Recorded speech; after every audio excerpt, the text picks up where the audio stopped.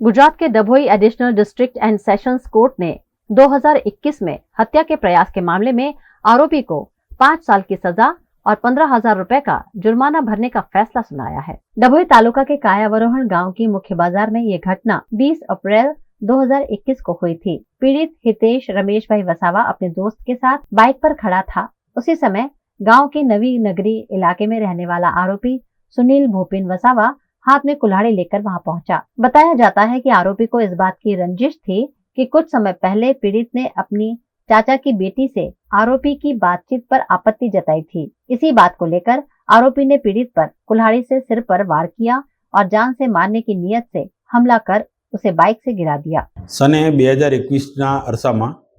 ફરિયાદી હિતેશભાઈ રમેશભાઈ વસાવા નાઓની કાકાની દીકરી સાથે આરોપી સુનિલભાઈ ભૂપિનભાઈ વસાવા રહે નવી નગરી કારવણ નાનો વાતચીત કરતો હોય તેથી તેઓને ફરિયાદી કહેવા જતાં તેની અદાવત રાખી આરોપી કારવણ બજારમાં બચુભાઈ કલાલ નાઓની દુકાને ધર્મેશભાઈની બાઇક ઉપર બેઠા હતા તે વખતે હાથમાં કુહાડી લઈ આવી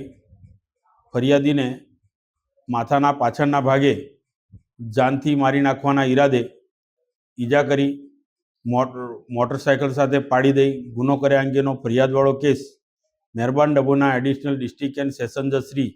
એચજી વાઘેલા સાહેબની કોર્ટમાં ચાલી જતા આરોપી સુનિલ ભૂપિન વસાવાને તકસીરવાન ઠરાવી ફરિયાદીને જાનથી મારી નાખવાના ઈરાદે કરેલ ઈજા સંબંધે 5 વર્ષની કેદ તેમજ ₹15,000 દંડ તેમજ ફરિયાદીને માથાના ભાગે જીવલેણ ઈજા કરવા સંબંધે 3 વર્ષની કેદ તેમજ ₹500 દંડ તેમજ